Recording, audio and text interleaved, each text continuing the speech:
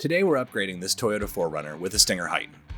This plug-and-play kit is compatible with 2010 to 2023 Toyota 4Runner. It adds Android Auto and Apple CarPlay, Bluetooth hands-free calling and audio streaming, a beautiful 10-inch HD touchscreen, and 4 camera inputs, all while retaining your vehicle's factory features, including steering wheel controls, JBL sound system, and backup camera if equipped. Sit back, buckle up, and watch as we upgrade this Toyota with a Stinger Heighten. Hi there, I'm Eric Leclerc from AMP Global. I'm going to walk you through this installation process. So grab your tools and let's get started.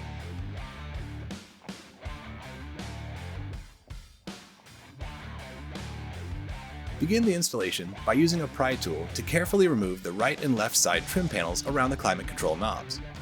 We recommend prying at the bottom of the panel while pulling the trim panel away from the dash.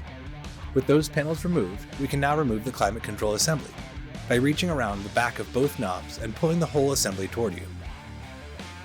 Disconnect the harness and the fastener on the back of this panel. Use pliers to squeeze or a flat blade screwdriver to press on the latch tabs of the fastener so that you can release it from the climate control assembly. Now you can remove the 4 10mm bolts that secure the factory radio into the dash of the vehicle. Now grab the radio and air vent assembly and pull it out of the dash. There are 6 clips securing it into the dash. Disconnect the harnesses that are connected to the vehicle. Some harnesses are connected between radio components and they do not need to be disconnected. Press in on the latch tabs, then pull the connectors away from the radio to disconnect them. Place the factory radio assembly face down on a soft surface so we can work on it without damaging anything. Using a number 1 Phillips screwdriver, remove the 2 small screws at the top edge of the assembly, near the top yellow clips. Removing this trim panel allows us to easily access the clips around the air vents. Using a flathead screwdriver to release the clips, work your way around the air vent. Keep pressure on the air vent by pulling backward on the vent as you release the clips. Work your way around the air vent, unclipping them until the air vent comes out completely.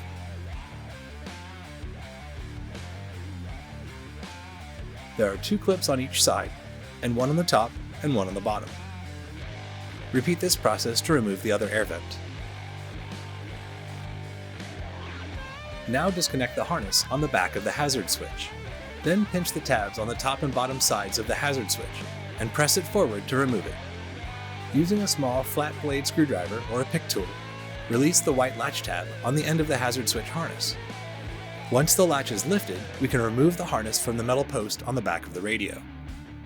Use pliers to squeeze or a flat blade screwdriver to press on the latch tabs on the fastener to release it from the side of the radio.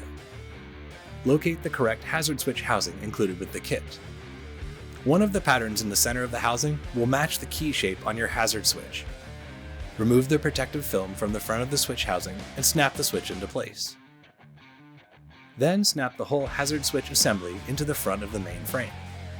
Notice the OEM air vents are marked LH for left hand, the driver's side, and RH for right hand, the passenger side.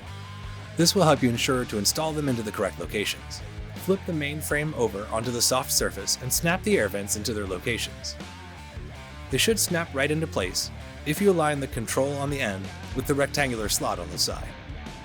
Align the bottom edge of the display bucket with the bottom edge of the main frame. There are 3 screw holes at the bottom edge of the front of the bucket. Insert 3 of the M 3.5x10 screws into these locations. Then, flip the assembly over and install 4 more of these screws in the 4 locations at the top of the bucket, just below the air vents. Now place the Heighten display into the display bucket. Hold the display securely as you rotate the whole assembly over onto the soft surface. Then install 4 of the M4x12 Phillips screws onto the back of the display to secure it into the assembly. Using a pick tool or a flat blade screwdriver, carefully remove the 6 clips from the OEM radio. Pry up one side of the clip, then while holding it up, pry up the other side of the clip to remove it from the post. Install these 6 clips onto the new radio assembly. Yellow clips at the top and the bottom, and the white clips in the middle. Connect the 2 display cables into the back of the display. Now we can assemble the Heighten module. Notice that the mounting brackets are marked LH and RH.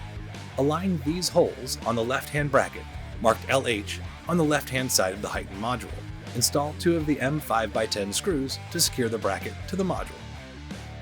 Then repeat this process on the right-hand side with the right-hand bracket. Secure the radio replacement module to the module bracket using 4 of the supplied zip ties. Pass them through the mounting tabs on the end of the module, then 2 more on the other end. Snip the excess of the zip ties when all 4 are tight. Plug in the 4 connectors for the radio replacement module. The power harness, the 20-pin connector. Plug into the second to last port if your 4Runner does not have a factory JBL sound system. Plug into the end port if it does have a JBL sound system. This 4Runner is amplified, so we're using the end port. Be sure to connect the 24-pin connector by routing it up here and turning the connector around like this. Ensure all the dip switches are set to the correct configuration before moving on, as this will affect functionality. If they're not all off, turn all the dip switches off by moving them to the up position. Then toggle dip switch number 3 down to the on position. Now we can secure the module bracket assembly to the heightened module. Using 2 of the number 10 by 3/8 inch truss head Phillips screws for each side, carefully pass the screw through the side bracket into the receiver on the module bracket. Start threading the screw into the bracket, then lift the module bracket so the screw passes under the bracket into the plastic receiver. Repeat this on the back side of the module bracket. Then do this on the opposite side, for a total of 4 mounting screws. Notice this 4-pin harness labeled Analog Nav Signals. When we perform our functionality test, if the steering wheel controls do not operate the heighten, then follow these steps. Disconnect the 4-pin connectors on the harness, then reconnect the male plug into the harness labeled Analog Nav Signals. Plug in the steering wheel control harness. The heightened power harness. Locate the red and white RCA cables labeled Aux In, and connect the red and white RCA connectors on the vehicle harness labeled Aux Audio. If you have an OEM backup camera, locate the RCA input with the yellow jacket, labeled Reverse Camera In. Plug in the yellow RCA connector from the main harness labeled OEM Camera. Locate the 2 pink wires labeled Speed Sense. These are bulleted so they connect together easily. Connect these 2 pink wires together. Then plug in the 10-pin harness. If you're installing the optional external microphone, be sure to connect the harness with the input labeled Mic. If you're connecting Sirius XM, the tuner connects into the end of this cable, and the other end just plugs into the heightened module here. This port can also be used to control Stinger and Lighten dynamic LED lighting solutions. Those cables and lights are sold separately. Connect the 24-pin AV harness under the black power connector. There are 2 blue wires. One has a white stripe labeled Amp Turn On. This is for turning on an aftermarket amplifier, if equipped. Take the solid blue wire labeled Power Antenna and connect the bullet on the end to the bullet on the end of the blue wire on the antenna adapter. Now plug the antenna adapter into the wired receiver on the back of the module. The kit includes a FACRA adapter for the original GPS antenna, so we can utilize the Toyota GPS antenna for the height. If your 4Runner does not have a factory GPS antenna, then install the supplied antenna with the kit. There are 2 USB adapters included in the kit. One will fit the OEM connector in the vehicle.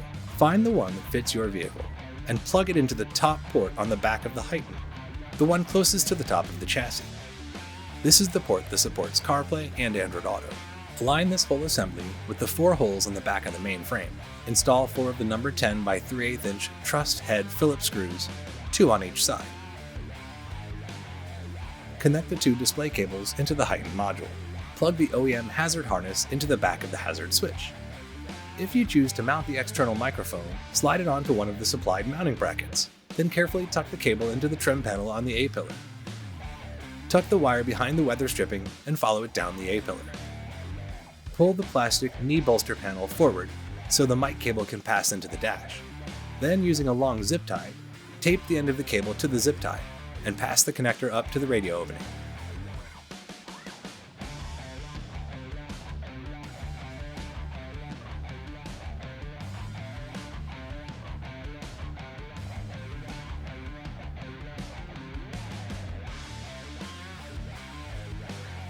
Reinstall the knee bolster once you have the cable routed behind the panel. Depending on the year of your 4Runner and the OEM features, there may be an adapter harness or 2 needed. This kit has several adapters that you will not use during your installation. You can simply try and connect your harnesses and see which ones connect easily. Some that are left unconnected, you'll use the supplied adapters to make the connections. Or you can take a look at page 8 of the owner's manual, which shows which harnesses are used for which application. plug in your vehicle power harness, audio harnesses, USB connector, the hazard switch, the antenna adapter, OEM backup camera, if equipped, the GPS antenna adapter. Then with all of the harnesses connected, snap the whole assembly into the dash of the vehicle. Install at least one of the 10mm bolts to secure it while we perform a quick function test. Verify proper operation of volume, seek, presets, mode, and check that the reverse camera shows when the vehicle is shifted into reverse. Once we've confirmed proper operation, we can install the remaining 10mm bolts. Reconnect the harness into the back of the climate control panel and snap it into the dash. Then reinstall the 2 side trim panels. And that completes the installation of our Stinger Heighten into our Toyota 4Runner. We hope you found this video helpful. Thanks for watching.